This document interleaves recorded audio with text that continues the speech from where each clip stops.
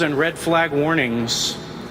They are issued by your meteorologists and the National Weather Service, and it's a signal for everyone to be extra vigilant with activities such as mowing, towing, welding, shooting, and other activities that can create a spark. Inevitably, new wildland fires will start, and CAL FIRE, Cal OES, and our partners at the local, state, federal, and tribal level are here to respond. CAL FIRE and Cal OES and our partners are fully staffed with our fire engines, hand crews, bulldozers, air tankers, and our helicopters. Behind us are our Black Hawk helicopters that have been introduced and are available to fly at night when needed. And in addition, the administration has funded 20 additional exclusive use privately owned firefighting helicopters and 4 fixed-wing aircraft to assist our fleet across the state. Utilizing over 1,100 Alert California cameras on mountaintops, repeater sites, we are able to watch much of California using artificial intelligence to report to the 911 call centers of new fires that are starting, sometimes before the first 911 caller. And related to fuels work, fuels reduction, vegetation management across California, our partners are making efforts to improve forest health and make our forests more resilient. For the 4th year in a row, we intend at CAL FIRE to meet and exceed our 100,000 acre target. And our partnerships are so important. The partnerships that I've already talked about, the partnerships with you, but the partnerships with the people of California are most important.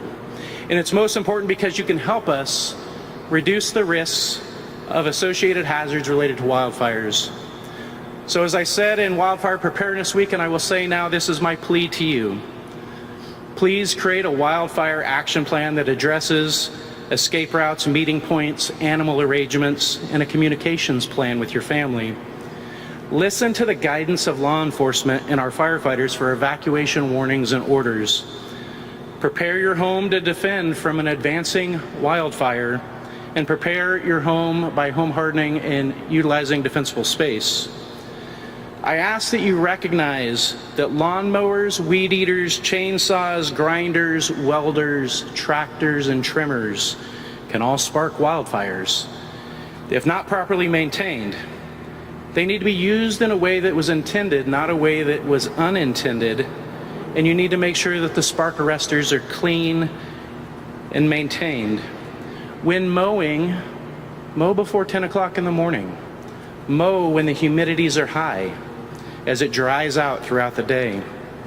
And for our motorists on our roadways and our highways, make sure that you are doing your part as well. Ensure that your chains are secure, that you're removing dragging parts, carrying a fire extinguisher, and maintaining your braking systems. I ask that the people of California help your neighbor, and to follow social media for active alerts and new warnings. You can also follow wildfire incident information that has been expanded upon by going to fire.ca.gov, where it's constantly updated with evacuation information, perimeters, resource tracking of our aircraft. Just in the last week alone, it brought 3.3 million visits to the website and 751,000 new viewers for the first time. For additional information to be prepared for wildfires, you can go to fire.ca.gov or readyforwildfire.org. In addition, you can go to ready.ca.gov. Lastly, we have firefighters standing behind us, and I want to thank the women and men of our public safety offices who are out there fighting fires and evacuating the public on a day-to-day basis. And with that, I'm honored to introduce and invite up California Governor's Office of Emergency Services, Director Nancy Ward.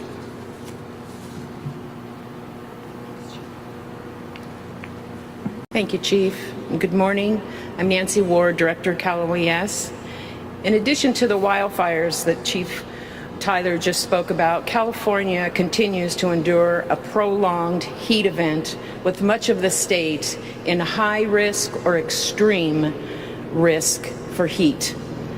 While heat brings an elevated fire risk, it also brings threats to human especially given the higher temperatures at night that have which don't bring down the temperatures in the overnight hours. At the governor's direction, Cal OES activated the Extreme Temperature Response Plan, as well as the State Operations Center. The center is the hub of state coordination that includes state partners such as CAL FIRE and others to work around the clock to anticipate and respond to community impacts and from the extreme heat and the wildfires together.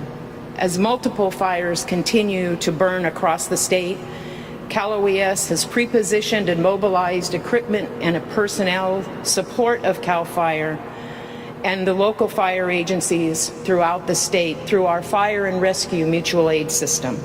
The system is made up of more than 270 engines, staffed by over 150 local government and tribal fire agencies.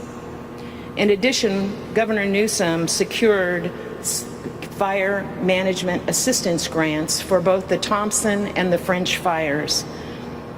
These declarations provide state and local fire agency financial resources to help them with their fire response activities in these devastating fires. During the time of extreme fire behavior and heat, it's critical that Californians remain vigilant and heed the instructions of their emergency officials and first responders. As Chief Tyler mentioned, ready.gov can be used to sign up for alert and warnings for your county. Check in with coworkers if you work outside. Also check in with elder adults who might be isolated. Stay hydrated and take frequent breaks. Find a cooling center in your community to cool down if necessary. Many communities are providing free transportation to these centers. Pack a to-go bag in case you have to be evacuated with the essential items for each of your members and also your pets. Learn multiple ways in and out of your neighborhood in case you are asked to evacuate, and please heed the instructions from emergency officials if you are asked to evacuate. Thank you for doing your part to stay safe and be prepared. And with that, I'm going to it is my pleasure to turn it over to Gustavo Ortiz, who is a Cal OES PIO, who is going to provide us some remarks in Spanish. Gustavo? Thank you, Director Nancy Ward. My name is Gustavo Ortiz, PIO with Cal OES. Soy portavoz de la Oficina de Servicios de Emergencia del Gobernador de California. Además de los incendios forestales, California continúa enfrentando esta ola de calor que se ha extendido durante varios días. Y si bien el calor conlleva un elevado riesgo para generar más incendios forestales, también es un riesgo para la salud. Y estamos enfrentando días con temperaturas muy altas en la noche, cuando normalmente recibíamos un alivio. Por ello, por orden del gobernador Gavin Newsom, Cal OES activó el Centro Estatal de Operaciones, de igual manera el Plan de Respuesta a Temperaturas Extremas, en donde autoridades locales y estatales coordinan los esfuerzos de respuesta, monitorean las condiciones del clima y de esa manera envían los recursos necesarios a todos los condados afectados por los incendios forestales y también por esta ola de calor. Y mientras continúan ardiendo múltiples incendios en todo el estado, Cal OES ha preposicionado y movilizado equipos, personal de apoyo a CAL FIRE y otras agencias para apoyar a agencias de bomberos locales a través del sistema de ayuda mutua de bomberos y rescate, un sistema que cuenta con un total de 270 camiones de bomberos atendidos por más de 150 agencias de bomberos tribales y de gobiernos locales. Además, el gobernador obtuvo declaraciones de subvención de asistencia para el manejo de incendios a través de la Agencia Federal para el Manejo de Emergencias, FEMA, por sus siglas en inglés, para enfrentar los incendios Thompson en el condado de Butte y French. Estas declaraciones proporcionan a las agencias estatales y locales recursos financieros importantes para seguir luchando y cubrir los gastos que genera esta lucha contra los incendios. Durante esta época de calor e incendios forestales extremos, es fundamental que todos los californianos sepan qué hacer antes, durante y después de una emergencia, que estén preparados y que tengan todos los recursos necesarios. Es por ello que les pedimos que visiten la página de ready.ca.gov para registrarse y recibir alertas de emergencia en el condado en el que viven. De igual manera que estén pendientes de todos sus compañeros de trabajo, si laboran al aire libre, que les recuerden que tomen mucha agua y que tomen descansos periódicamente. También estén pendientes de vecinos, de personas de la tercera edad, de sus niños, porque puedan requerir ayuda extra. Manténgase hidratado y descanse periódicamente si están laborando al aire libre. Encuentre un centro de enfriamiento. En nuestra página de news.ca.gov usted va a encontrar toda la información de los centros de enfriamiento que han sido habilitados en cada uno de los condados a lo largo del estado. De esta manera, todos aquellos que no cuentan con aire acondicionado podrán enfrentar las altas temperaturas. De igual manera, prepare ese kit de emergencia que es importante los 365 días del año aquí en California, en este caso, para enfrentar los incendios forestales. En ese kit tiene que incluir todo lo que sea necesario para los integrantes de su familia. Y establezca las rutas de evacuación de su casa y también del vecindario. Recuerde que no es el único que va a salir de casa, que todo el vecindario va a enfrentar la misma emergencia, y es por ello que deben saber exactamente qué hacer, a dónde ir y con quién comunicarse. Si requieren más información, pueden visitar nuestra página de news.caloies.ca.gov. Gracias por hacer su parte, mantenerse seguro y formar parte de la respuesta a esta emergencia. Es ahora el honor de presentar al gobernador de California, Gavin Newsom. It's my honor to introduce now the Governor of California, Gavin Newsom. Thank you.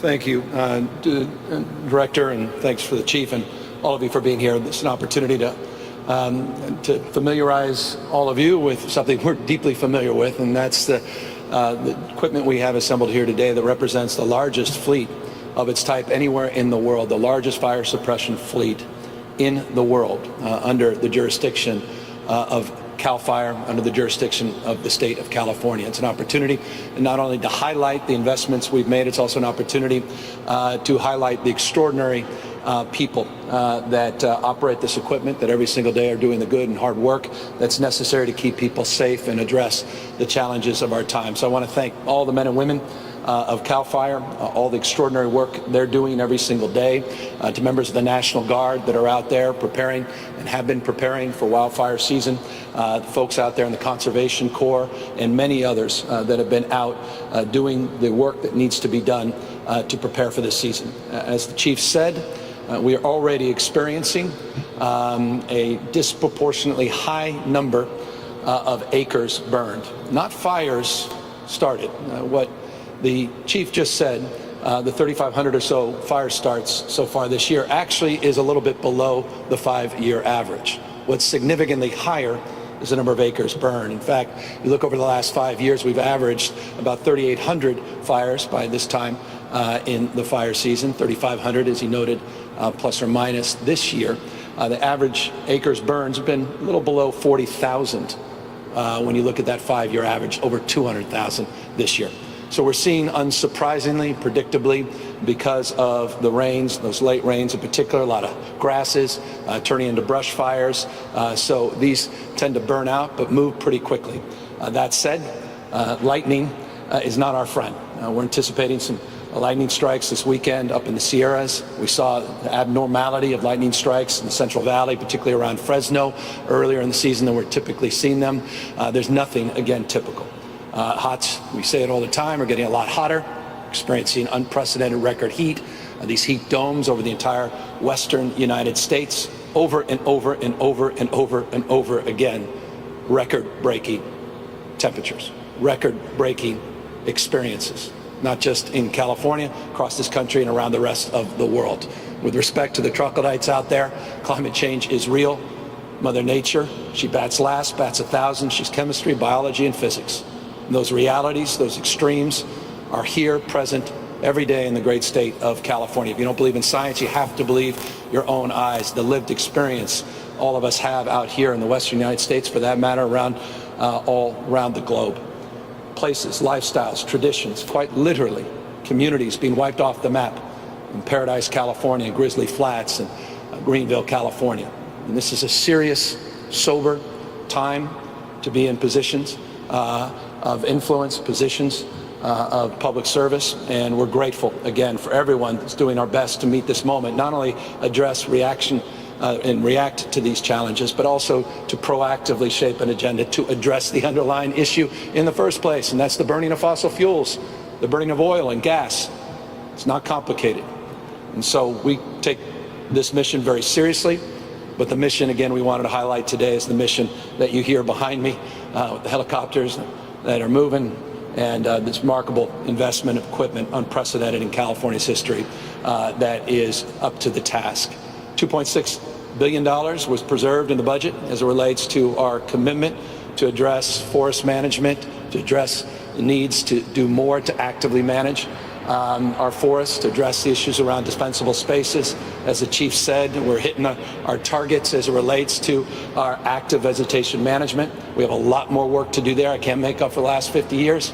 But over the last few years, we've been doing more than ever in partnership with an administration that's done more than ever on these issues. I had the privilege, the day before I was here, I flew out to the White House. As Nancy said, we were able to secure the support from the White House without any politics, without any hesitation, to support our emergency requests. In the past, I'll remind you, that was not so easy.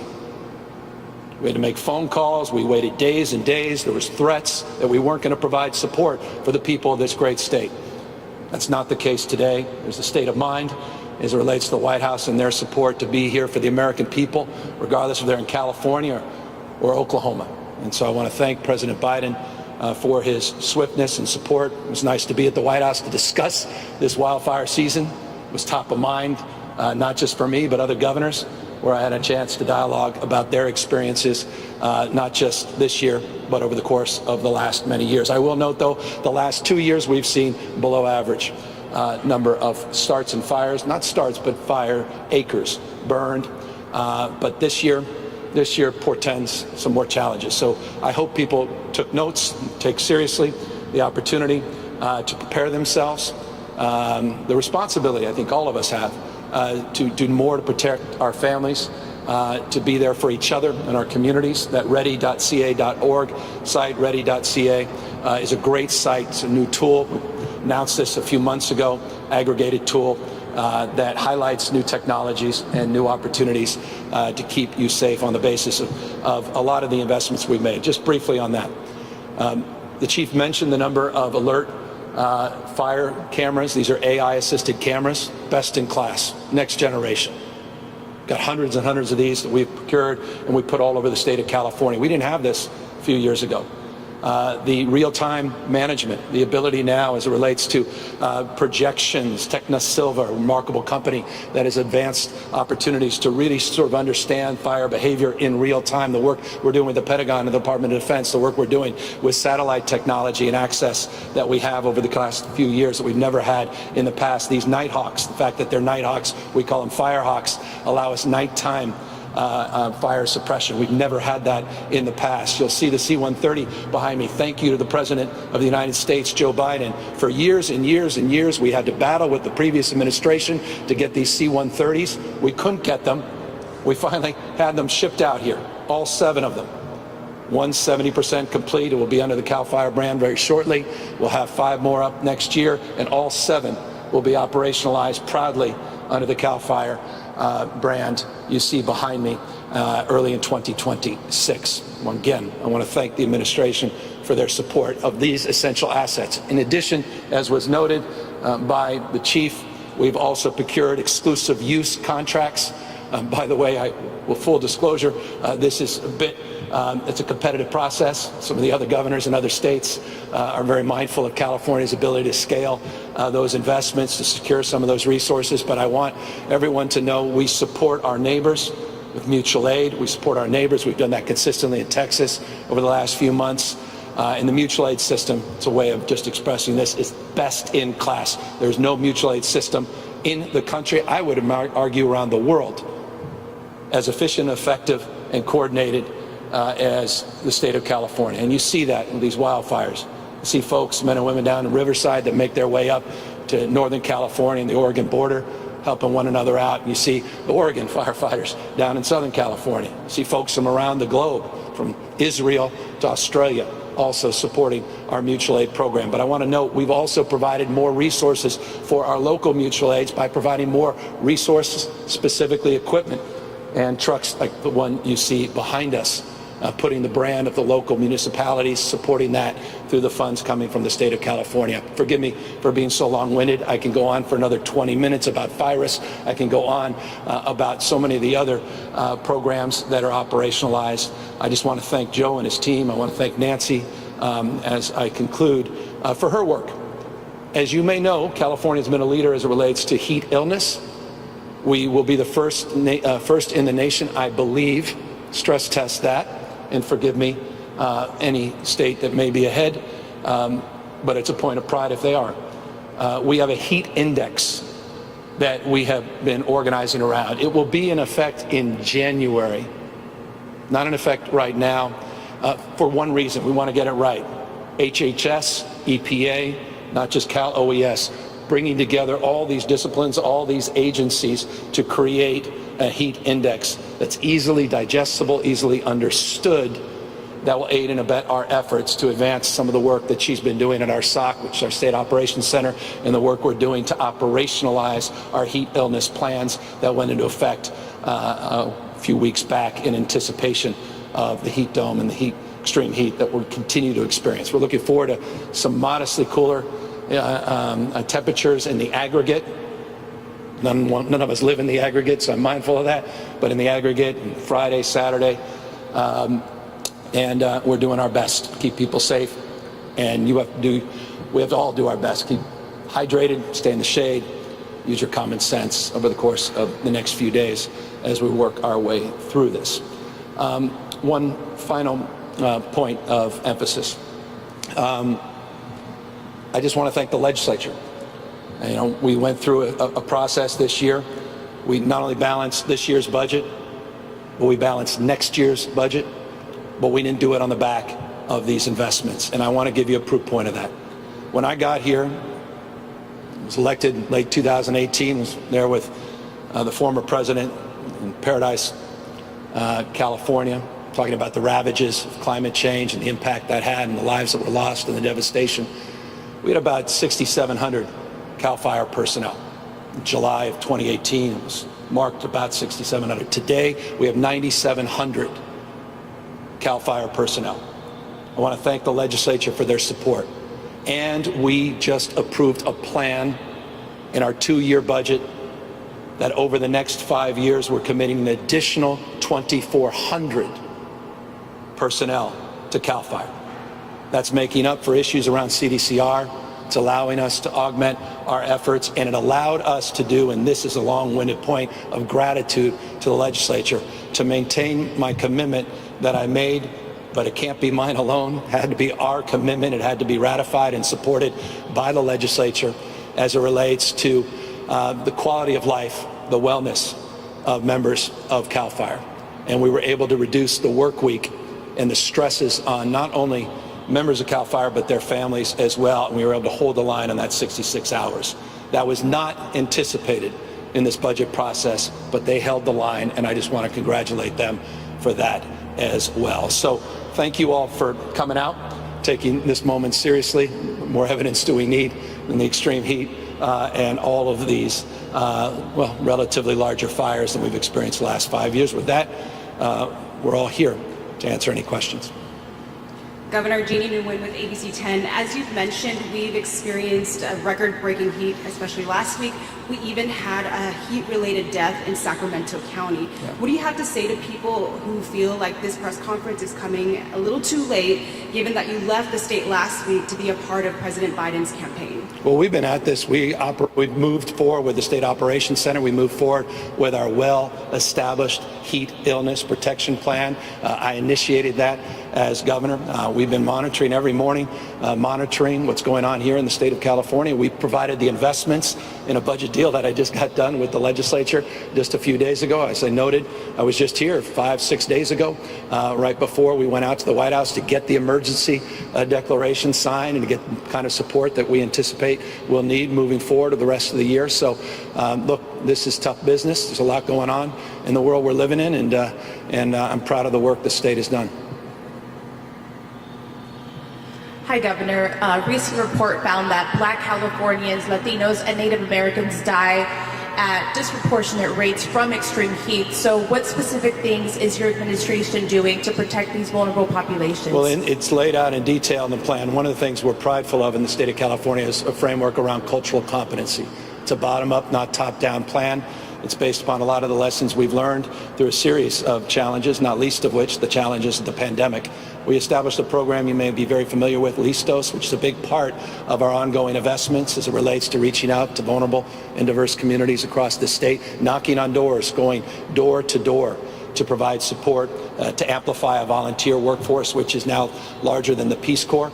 The cooling centers we've opened with a socioeconomic framework and concern. I'll have Nancy amplify because you deserve an even more granular response to that question. But I'm very mindful. We are a majority-minority state of the responsibility we have to do more, particularly in rural parts of the state that are underserved, underrepresented, and it's a big part of the core values that we try to advance. But again, just as it relates to the previous question, we have a lot more work to do in dealing with these unprecedented extreme times. But I will say the unprecedented work that has been done is a point of pride, and Nancy deserves so much credit, so I'll ask her to amplify a response as well. Governor, you did a great job with the Listos program, but as well as once the State Operations Center is activated, we also activate our Priority Populations Task Force, which basically works through our operational areas, which are our county emergency management agencies, to identify those communities where we need to reach out to their CBOs, to all of their recreational areas, making sure that their cooling centers have all the resources that they need across the state. So we are out there in full force, making sure that we're trying to hit every community that has vulnerable populations that may not heed some of the warnings that we blast through the media. And so they are out there in full force with each of the communities, especially targeting those areas right now that have the largest wildfires. Thank you. And then, Governor, just a non-heat related question for you.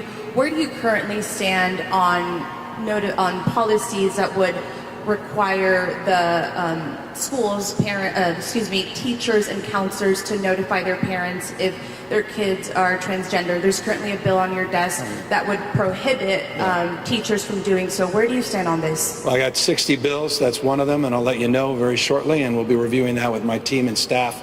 The details of that bill. I've been following that. I'm well aware of the LGBTQ caucus and their advocacy in that space. I haven't read the details of the bill yet, as is the case, as you know well, all too well. I try to familiarize myself with the nuances and details before I opine publicly, and I'll be doing just that this week with the team.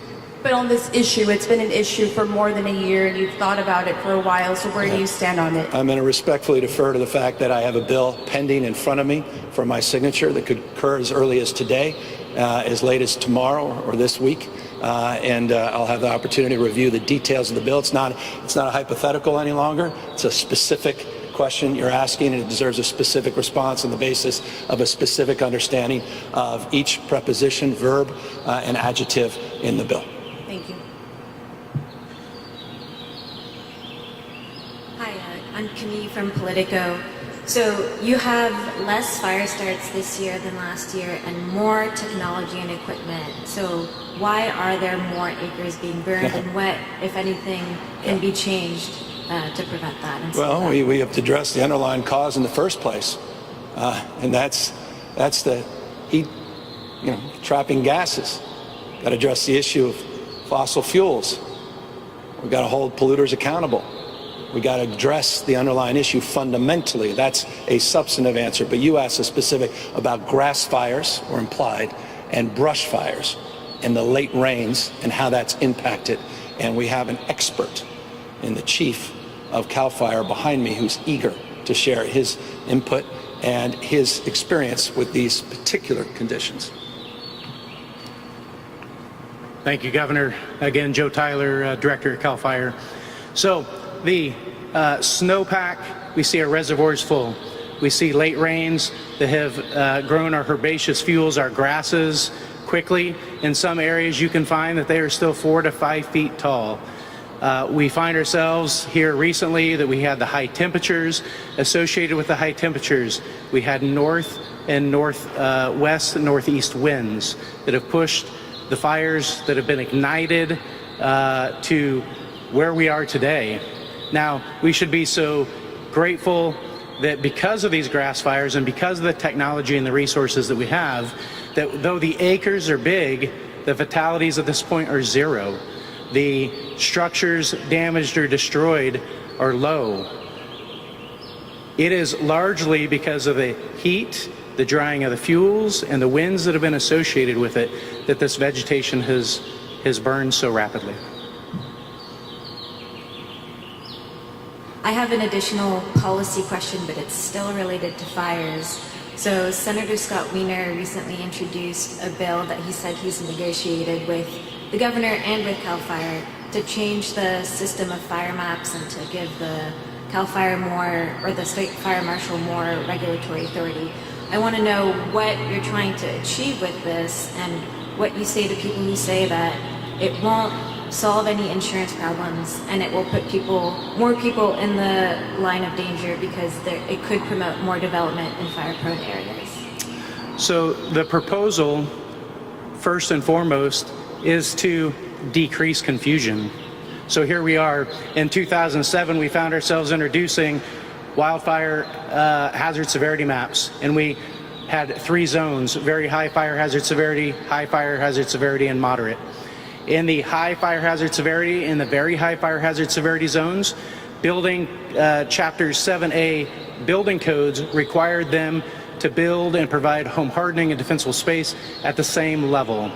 It is very confusing when you have fire hazard severity zones that are recognizing the hazards associated and the hazards that we can reduce to protect your home, protect your property, versus the risks associated with that becomes much more confusing. So the goal of wildfire mitigation areas is really to reduce from 3 zones to 2 and to limit the ability for people to use their discretion based on which of the 3 zones you're in as to what levels of housing you may or may not allow.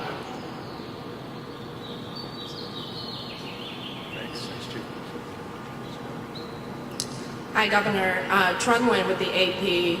Last week, you decided to abandon a plan that would have put a crime-focused initiative on the ballot to compete with what's now Prop 36. Are you planning to actively campaign against Prop 36, or how are you planning to fight this ballot initiative? Well, I think it's a bad initiative. I think it's misleading. They do it under the auspices of a retail framework. It's interesting they didn't even include any changes to the retail threshold, which has gotten so much attention. And why didn't they? Because it's the 10th toughest in America. I know that's widely reported. It's really a drug policy reform that brings us back decades. Very concerned about that. I hope people take a close look at what they're proposing. So I won't be supporting it. I don't think that's the best way to address this issue on the ballot, locking things in. But I hope all of us are held to some accountability, those that support it, good people that support it, to this question. They need to answer it. How are you going to pay for it? Where are the billions of dollars going to come from? What programs? Programs like this, supporting our wildfire suppression strategies, the work we're going to do to address the issues of extreme heat, the challenges we have across the spectrum of issues. Where is the money going to come from? That's not my word. Don't take my word for it. It's not a rhetorical question.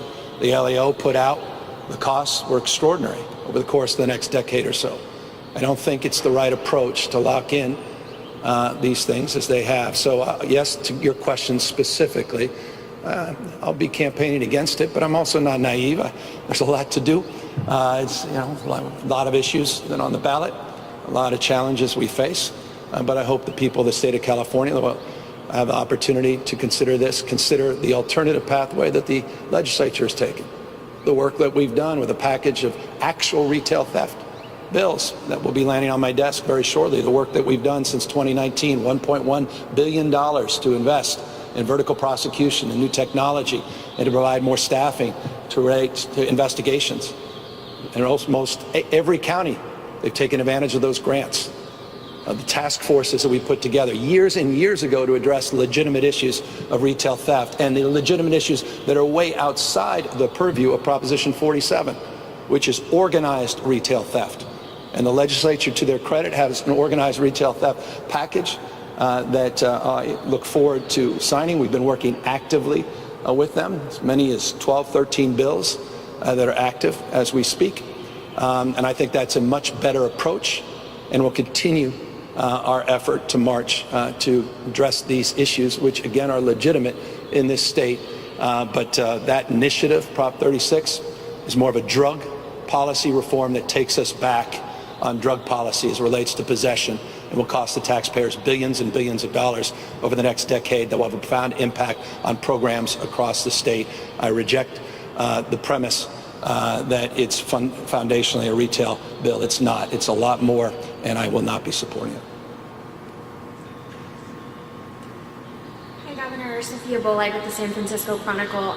Just to follow up on that a little bit, in terms of the measures that have made it on the ballot, what are going to be your priorities in terms of what you campaign for, and how focused are you going to be on ballot measures in California races, given your involvement with the Biden campaign and the presidential race? Well, I'm deeply involved in California races, actively involved. I hate the phrase, there's a lot of receipts to prove that. I mean, involved in a lot of local races, a lot of congressional races for months and months and months. We've been out there fighting the good fight, so it's not just top down White House, it's bottom up. So we'll be active, we'll continue to be active in that space, and I'm very proud of the work we've done so far and the work that our candidates are doing at local races. As it relates to these initiatives, we're taking a good look. We got a lot of them off the ballot. My number one priority, full disclosure, transparency, was to get that big oil initiative off the ballot. That would have set us back as it relates to health and safety for vulnerable communities in the state. That was a big deal. We were able to get a number of other issues off the ballot as it relates to children's hospitals, financial literacy, compromises were made. So I'm very pleased with that. But there are a number of issues, as you know, that are remaining, not as many as prior, and we'll be taking a good look at all of them over the course of the next weeks and months. This is our annual, we do this every year, as we sort of dance for clarity right after the dust settles, and we'll figure out where we land. And I tend to be pretty vocal about my opinions, as you know, and anticipate being so as it relates to those remaining ballot initiatives. And in terms of your decision last week to pull your alternative crime measure, we saw your statement, you said there wasn't enough time for amendments. Can you be more specific? What were the specific policy problems with that proposal, or was it more of a political decision in the end? I'll tell you, I support, I think I was Lieutenant Governor. I was not popular with my Democratic colleagues supporting the 72-hour rule until last week. I thought, my gosh, I wish we had a little extra time, because we were running down in terms of getting that bill to print, and there were a few amendments we wanted to make. We just didn't have a willing partner on the other side, with respect. They may reject that, but I know that. And so there were some things that we thought we can do. I think the fentanyl issue is very real. As you know, I've been very vocal on that. We've more than doubled the National Guard. We have close to 400 National Guards, men and women, working on our counter drug efforts all across the state of California. I've significantly increased the number of National Guard at the border since I've become governor as it relates to fentanyl interdiction. Met with President Xi specifically on the issue of precursor chemicals related to fentanyl. It is a top priority for me. I felt it a huge mistake that a member of the legislature killed the Trank bill, the xylazine bill, forgive that, street name is Trank. That was a big mistake. So I'm very active in that respect, and that was a component part of what we were trying to achieve specific to your question. But there was some language on that where there was some modest adjustments that we couldn't make at the final analysis. So we're working with the legislature independently on a parallel track. Doesn't require going on the ballot to support an effort there that's targeted and specific, not the scattered shots that folks on the Prop Now 36 are trying to advance, which will bring us back to the 1980s as it relates to drug policy in this state. And I think it runs completely contra to where the vast majority of Californians are. That's why I plead with them. Take a look at the details of Prop 36. And ask yourself, where's the money going to come from? How are we going to pay for this? And what's the price of modest possession of someone now that will be incarcerated in the state penitentiary at a huge cost, with the kind of outcomes that we know all too well are not commensurate with that kind of investment. Just to clarify, sorry, the willing partner, is that in the legislature that you didn't? The legislature was next level cooperative. They were extraordinary, and up into the last minute, legislative leaders, I've got nothing but praise. Privately, I've been singing their praises all up and down the state, and it's good to be able to say that publicly and clarify that. Thank you for that question. Governor, you disagreed with some of your allies about the use of MCO funding, and that measure is going to the ballot to create a more permanent stream of funding, which is more than what you had wanted to do. Are you prepared to oppose that ballot measure? Well, it's one of the many things that we're considering. Look, I think it reduces our ability to have the kind of flexibility that's required. And I don't say this lightly, and I don't say it lightly, and I don't say it to brag. But it's a deep point of pride. It's one of those rocking chair tests you'll look back in your life. And I'm really proud of the work we've done on healthcare, investments and expansion. I don't know that many states have ever invested across the spectrum as we've invested. I mean, the CalAIM proposal over the next 5 years, the investments as relates to brain health and physical health, the integration, the 1115, 1332 waivers, the work we're doing to incorporate rent in that respect, the work we did to become the first state in the country to get Medicaid waiver, to allow people exiting CDCR to get onto Medi-Cal, the work we've done to expand Medi-Cal regardless of your pre-existing condition, ability to pay, regardless of your immigration status, the work we're doing on mental health, next level, not just mental health as it relates to the forms under Proposition 1, the work we've done 0 to 26 to focus on prevention and screening and identify early needs, workforce investments, the work I've done to establish a framework of support under Proposition 56 to provide backfills. I can go on. I can go on. My point is, it's a point of pride. So this is a coalition I respect, I admire, I've long supported. They've supported these efforts, but this initiative hamstrings our ability to have the kind of flexibility that's required at the moment we're living in. And God forbid we wake up after November 5th in a different moment with less flexibility. And we will be locked in on the basis of facts that are not in evidence. Flexibility is important. So that's my position on it. I haven't come out publicly against it, but I'm implying a point of view. Perhaps you can read between those many, many lines. I heard it. My next question is, in September, you said in an interview with Chuck Todd that you would not oppose or run against Kamala Harris in a presidential campaign. Yeah. And I'm curious if you still feel that way. Of course, yes. Hi, Governor. Nicole Nixon, Sacramento Bee. You have obviously been very vocal of your support of President Biden staying in the race. Democrats in swing districts, or some Democrats in swing districts, calling for him to drop out. Nancy Pelosi this morning raising questions. You know her. Would she have said that if she didn't have legitimate concerns? Yeah, I legitimately didn't hear the context, but I did hear of it when I walked in, and my staff said, "Did you hear what Nancy Pelosi said?" And they provided me a little out of context. That's Mark. So I don't honestly have much to say about that. And even what I understood her to say is unsurprising in that respect. I mean, it is obviously a decision of the President of the United States. But look, moreover, I had the privilege of being, missed my kids this weekend. A lot of folks are having barbecues, and I was spending time with folks having barbecues over the weekend in a lot of parts of our country.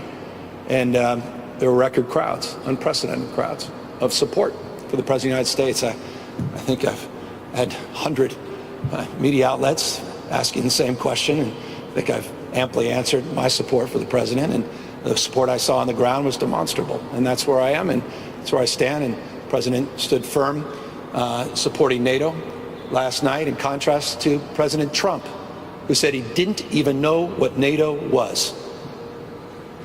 That's how unserious Donald Trump is. Said, "I didn't even know what it was when I first ran for president." Contrast that with the steadfast support of President Biden in his remarks last night on the 75th anniversary and the masterclass of managing our alliances. NATO's never been stronger, and NATO's never been bigger.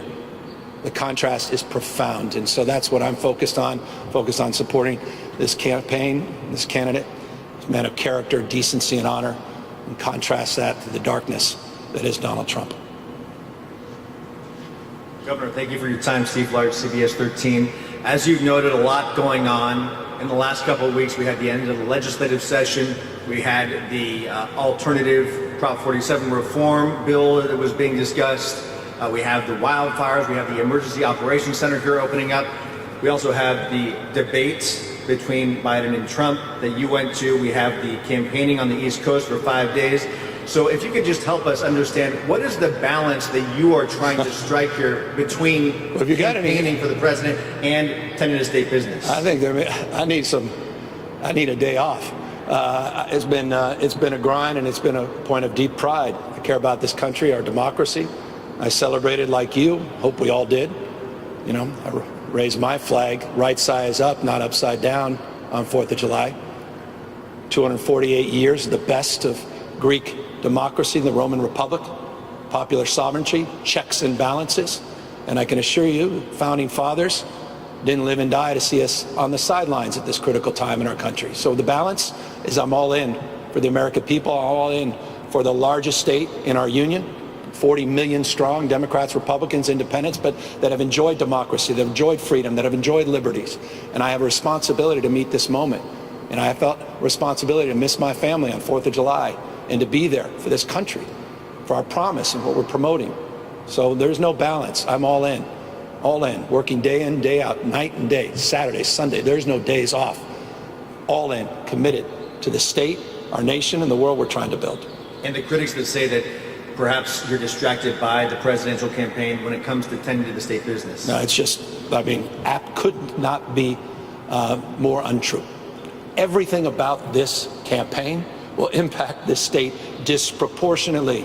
We were involved in 122 lawsuits with the Trump administration. Don't you guys remember that? The chaos, the fear, the anxiety, how he played politics in what he referred to at the time as Pleasure California. He was serious. He said we need to rake the forests.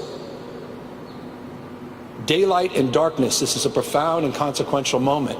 This is all in moment for all of us. This is serious for this state. No state has more to lose in this context than the greatest state in our nation, the tentpole of the American economy, where 16% of the American jobs came from just last month, the 5th largest economy in the world. No state has more to lose in this context. Women, millions and millions of women, they'll be denied basic freedoms and access. You saw an OBGYN in Louisiana said, I'll never unsee what I saw. She said, I saw a young girl, 13 years old, who was raped, that was forced to bring to term her baby, clutching a teddy bear. That's the world we're living in under Donald Trump. That's the world he's promoting. This is a consequential moment for all Californians and all Americans. Forgive me, but this is a very intense thing for me. And so when I say I'm all in, I'm all in. Thank you. Hi, Governor. Thank you. Hearing you say that you're all in, but the New York Times this morning had an op-ed written by George Clooney, one of the president's biggest fundraisers and allies, calling you out by name, among other Democratic leaders, to settle on a new candidate, to figure out what it will take to go into the convention united. Can you please respond? I have not read this op-ed this morning. I was frankly focused on the nuances and details of the procurement for the wildfire suppression underbelly on the C-130s. So I haven't had a chance to read it. Look, a lot of people expressing their opinion, and I respect people actively participating in our democracy by expressing themselves. But I don't have any comment as it relates to George, who I've known for years and years, admire and respect. And he's been an incredible supporter of Democratic causes, Democratic candidates for years and years and years. I'll take a look, and perhaps I'll have more to say after I read the op-ed. Thank you. Governor, in November, California voters will decide whether to reform Prop 47. How will you use your powerful voice to encourage them? Well, I don't think they're reforming Prop 47. They're bringing us back to the darker drug policy age on possession.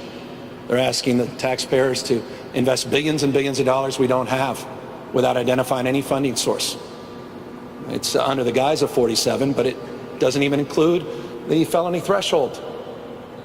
Wasn't that the principal mantra of most of your reporting for the last 2 years? Go back to your own reports. The issue wasn't the issue the threshold? California voters in 2014 rolled back the threshold to $950. They don't even include it in their reform. What more evidence do you need that this is not what they portended to be, or at least suggested to be? So I just hope people take a good look, read it. I've read it. I will not be supporting it. I don't think it's good public policy. I'll be supporting the bills that we're working with the legislature to actually address the issue and continue the work we've been doing to invest in vertical prosecutions and investigations and investing in technology in counties and communities, sheriff's offices, DA's offices, all throughout the state of California. I was down in Orange County a few weeks ago, and I think we provided over $2 million for the Orange County DA's office on retail theft. They've never had resources from the state, ever, in their history, to invest in addressing the real issues of retail theft. Proposition 36 is not about those issues. It's about another agenda altogether. Hi, Governor. Andrew Oxford from Bloomberg. You've talked today about the big picture here, climate change. Your administration is proposing a delay in implementing SB 253. Can you talk about why, the reason for the delay, or what you're hoping to do with the plan? Offline, let's talk a little bit more about the work that we're doing with California Air Resources Board as it relates to the details of that bill.